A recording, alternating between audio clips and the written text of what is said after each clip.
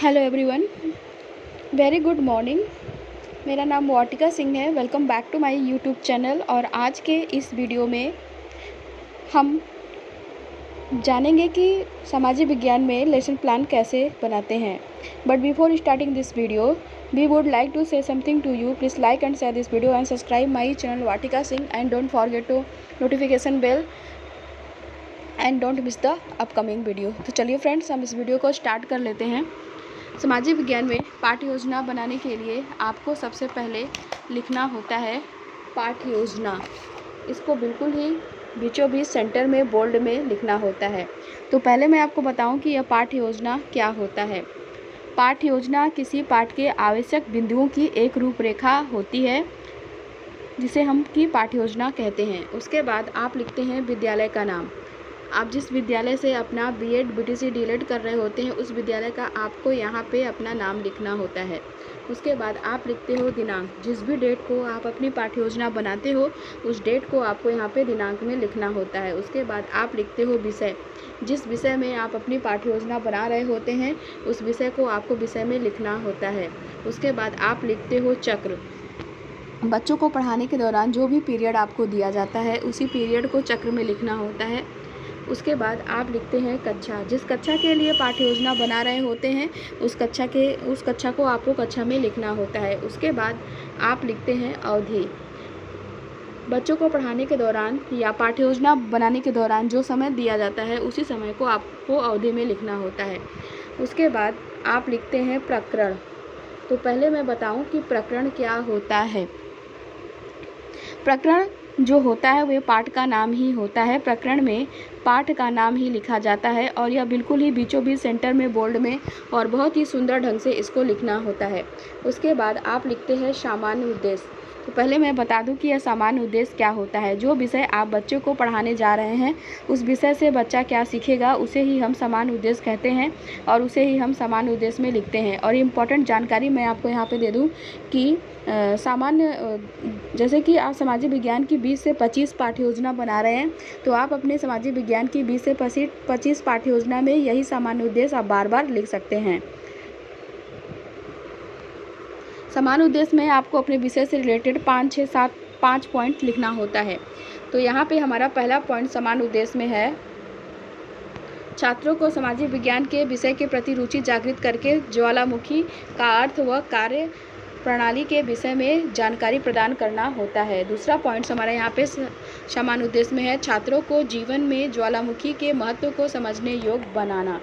उसके बाद तीसरा पॉइंट हमारा यहाँ पे सामान्य उद्देश्य में है, छात्रों को ज्वालामुखी और इसके प्रकार के बारे में जानकारी देना। चौथा पॉइंट हमारा यहाँ पे सामाजिक विज्ञान में है, छात्रों को ज्वालामुखी की विस्फोटकता के बारे में संपूर्ण जानकारी देना। पांचवा पॉइंट हमारा यहाँ पे सामान्य उद्देश्य में है, छात्रों को ज्वालामुखी के आकार के बारे में जानकारी प्रदान करना। उसके बाद आप लिखते हो विशिष्ट उद्देश्य। विशिष्ट उद्देश्य में आप लिख सकते हो जो पाठ आप बच्चों को पढ़ाने जा रहे हैं, उससे बच्चा क्या सीखेगा, उसे ही विशिष्ट उद्देश्य कहते हैं और उसे ही विशिष्ट उद्देश्य में लिखते हैं। विशिष्ट उद्देश्य हमारे 3 प्रकार के होते हैं। पहला तो होता है ज्ञानात्मक उद्देश्य, दूसरा होता है बोधात्मक उद्देश्य और तीसरा होता है कौशलात्मक उद्देश्य। इन तीनों उद्देश्यों में लगभग आपको 2 पॉइंट्स मैक्सिमम लिखने ही होते हैं। तो यहाँ पे ज्ञानात्मक उद्देश्य में हमारा यहाँ पे पहला पॉइंट है, छात्रों को ज्वालामुखी के अर्थ का प्रत्याशमन कराना। दूसरा पॉइंट है, छात्रों को ज्वालामुखी के महत्व को स्मरण करने योग्य बनाना। बोधात्मक उद्देश्य में हमारा यहाँ पे बोधात्मक उद्देश्य में पहला पॉइंट है, छात्रों को ज्वालामुखी की कार्य प्रणाली की व्याख्या करने योग्य बनाना। दूसरा पॉइंट है, छात्रों को ज्वालामुखी के महत्व को समझने योग्य बनाना। कौशलात्मक उद्देश्य में हमारा यहाँ पे कौशलात्मक उद्देश्य में पहला पॉइंट है, छात्रों को ज्वालामुखी के तथ्यों का संकलन करने योग्य बनाना। दूसरा पॉइंट है, छात्रों को ज्वालामुखी के आकार के बारे में प्रत्याशमन करने योग्य बनाना। उसके बाद आप लिखते हो सहायक सामग्री। तो पहले मैं बता दूं कि यह सहायक सामग्री क्या होता है। बच्चों को ब्लैक बोर्ड में पढ़ाने के दौरान जिन सहायक सामग्रियों का यूज करके आप बच्चों को वह टॉपिक एक्सप्लेन करते हैं, बच्चों को वह टॉपिक आप क्लियर करते हैं, उसी सामग्री को हम सहायक सामग्री कहते हैं। और उस जैसे कि हम लिख सकते हैं सहायक सामग्री में हम लिख सकते हैं चाक, डस्टर, लपेट, श्यामपट्ट, प्रकरण से संबंधित सहायक सामग्री आदि। पूर्व ज्ञान, उसके बाद आप लिखते हैं पूर्व ज्ञान। तो पहले मैं बताऊं कि यह पूर्व ज्ञान क्या होता है। यह जो पूर्व ज्ञान होता है वे सबका लगभग एक ही समान होता है, बस यहाँ पे क्या होता है कि पाठ का नाम चेंज कर दिया जाता है। पूर्व ज्ञान में आप एक लाइन लिख सकते हैं, छात्र जियोग्राफी के बारे में सामान्य जानकारी रखते हैं। उसके बाद आप बच्चों से प्रस्तावना प्रश्न करते हैं, जिसके लिए आप 3 कॉलम बनाएंगे। पहला कॉलम तो आप बना देते हैं क्रम संख्या का कॉलम, जिसमें कि आप छात्रों से पूछे जाने वाले क्वेश्चन के क्रम को लिखेंगे। दूसरा कॉलम जो है कि आप बनाते हैं छात्राध्यापक क्रियाओं का कॉलम, जिसमें कि आप छात्रों से प्रश्न पूछते हैं। तीसरा कॉलम जो है कि आप बनाते हैं छात्र छात्रा अनुक्रिया का कॉलम, जिसमें कि छात्र आपके पूछे जाने वाले क्वेश्चन के आंसर को देते हैं। तो यहाँ पे हमारा पहला क्वेश्चन छात्रों से है, पृथ्वी के भीतर पिघलती हुई चट्टानों के कोष को क्या कहते हैं। तो छात्र आंसर देते हैं मैग्मा कहा गया है। दूसरा क्वेश्चन हमारा यहाँ पे छात्रों से है, पृथ्वी के आंतरिक भाग में कौन कौन से पदार्थ होते हैं। तो छात्र आंसर देते हैं लावा तथा अन्य पदार्थ होते हैं। तीसरा क्वेश्चन हमारे यहाँ पे छात्रों से है, ज्वालामुखी प्रक्रिया कितने भागों में संपन्न होती है। तो छात्र आंसर देते हैं ज्वालामुखी प्रक्रिया 2 भागों में संपन्न होती है। चौथा क्वेश्चन हमारा यहाँ पे छात्रों से है, प्राकृतिक छेद या दरार क्या कहलाते हैं। तो छात्र आंसर देते हैं प्राकृतिक छेद या दरार ज्वालामुखी कहलाते हैं। उसके बाद आप लिखते हो उद्देश्य कथन। तो उद्देश्य कथन में आप लिख सकते हो, आज हम ज्वालामुखी के विषय में अध्ययन करेंगे। उसके बाद आप लिखते हैं प्रस्तुतिकरण में आप लिख सकते हैं, अध्ययन अध्यापन की सुविधा की दृष्टि से पाठ को 2 पार्ट्स में डिवाइड किया जाता है। उसके बाद आप व्याख्या करेंगे, जिसके लिए 4 कॉलम आप बनाएंगे। पहला कॉलम तो आप बनाएंगे शिक्षण बिंदु का कॉलम, जिसमें कि आप व्याख्या करने वाले तथ्य को लिखेंगे। दूसरा कॉलम जो है कि आप बनाते हैं छात्राध्यापक क्रियाओं का कॉलम, जिसमें कि आप व्याख्या करेंगे। तीसरा कॉलम जो है कि आप बनाते हैं छात्र क्रियाओं का कॉलम, जिसमें कि आप लिखेंगे छात्र ध्यानपूर्वक व्याख्या को सुनेंगे। चौथा और लास्ट कॉलम जो है कि आप बनाएंगे श्यामपट्ट कार्य का कॉलम, जिसमें कि आप व्याख्या करने के बाद मुख्य पॉइंट्स को आप श्यामपट्ट कार्य में लिखेंगे। तो अब हम व्याख्या कर लेते हैं। ज्वालामुखी भूपटल पर वह प्राकृतिक छेद या दरार है जिसमें होकर पृथ्वी के अंदर का पिघला पदार्थ गैस या भाप, राख इत्यादि बाहर निकलते हैं। पृथ्वी के अंदर का पिघला पदार्थ जो ज्वालामुखी से बाहर निकलता है भूराल या लावा कहलाता है। यह बहुत ही गर्म और लाल रंग का होता है। लावा जमकर ठोस और काला हो जाता है, जो बाद में जाकर ज्वालामुखी चट्टान के नाम से जाना जाता है। लावा में इतनी अधिक गैस होती है कि वह एक ही बार निकल पाती है। ज्वालामुखी से निकलने वाले बड़े टुकड़ों को बम कहते हैं। लावा धरातल में पहुँचने के बाद ठोस आकार में परिवर्तित हो जाता है। व्याख्या करने के बाद हम श्यामपट्ट कार्य के कॉलम में हम मुख्य पॉइंट्स के रूप में हम श्यामपट्ट कार्य में लिखेंगे। हम पहला पॉइंट्स हम लिखेंगे श्यामपट्ट कार्य में, ज्वालामुखी भूपटल पर वह प्राकृतिक छेद या दरार है जिसमें होकर पृथ्वी के अंदर का पिघला पदार्थ गैस या भाप, राख इत्यादि बाहर निकलते हैं। दूसरा पॉइंट हम लिखेंगे श्यामपट्ट कार्य में, ज्वालामुखी चट्टान के नाम से जाना जाता है। तीसरा पॉइंट हम श्यामपट्ट कार्य में लिखेंगे, ज्वालामुखी से निकलने वाले बड़े टुकड़ों को बम कहते हैं। व्याख्या करने के बाद हम छात्रों से बोधात्मक प्रश्न करते हैं, जिसके लिए हम 3 कॉलम बनाएंगे। पहला कॉलम तो हम बनाएंगे बोधात्मक प्रश्न का कॉलम, जिसमें कि छात्र पूछे जाने वाले क्वेश्चन के क्रम को लिखेंगे। दूसरा कॉलम जो है कि हम बनाते हैं अध्यापक क्रियाओं कॉलम, जिसमें कि छात्रों से प्रश्न पूछा जाता है। तीसरा कॉलम जो है कि हम बनाते हैं छात्र छात्रा अनुक्रिया का कॉलम, जिसमें कि छात्र पूछे जाने वाले क्वेश्चन के आंसर को देते हैं।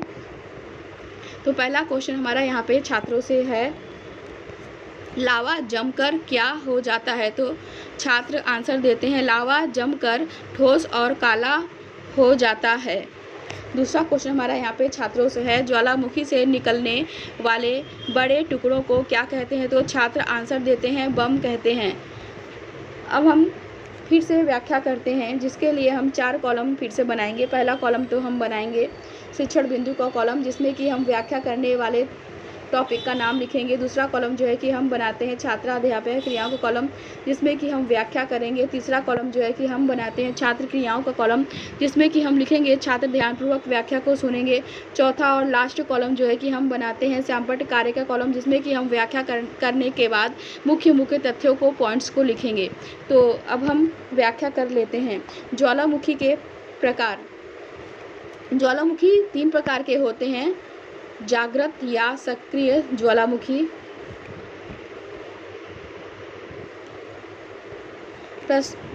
प्रसुप्त या सुप्त ज्वालामुखी, मृत या शांत ज्वालामुखी। जागृत या सक्रिय ज्वालामुखी जिन ज्वालामुखियों से लावा गैस तथा विखंडित पदार्थ सदैव निकलते रहते हैं, उन्हें जागृत या सक्रिय ज्वालामुखी कहते हैं। प्रसुप्त या सुप्त ज्वालामुखी ऐसे लावामुखी को जिनके उद्गार के समय तथा स्वभाव के विषय में कुछ निश्चित नहीं होता है तथा जो वर्तमान समय में शांत से नजर आते हैं, प्रसुप्त ज्वालामुखी कहलाते हैं। मुक्त या शांत ज्वालामुखी ऐसे ज्वालामुखियों में दीर्घ अवधि से कोई उद्गार नहीं हुए एवं ज्वालामुख में जलादि भर जाते हैं, उन्हें शांत ज्वालामुखी कहते हैं। व्याख्या करने के बाद श्यामपट्ट कार्य में हम मुख्य पॉइंट्स के रूप में हम पहला पॉइंट्स हम लिख सकते हैं, ज्वालामुखी के प्रकार। ज्वालामुखी 3 प्रकार के होते हैं। पहला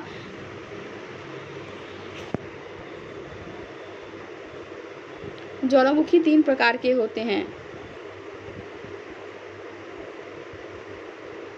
पहला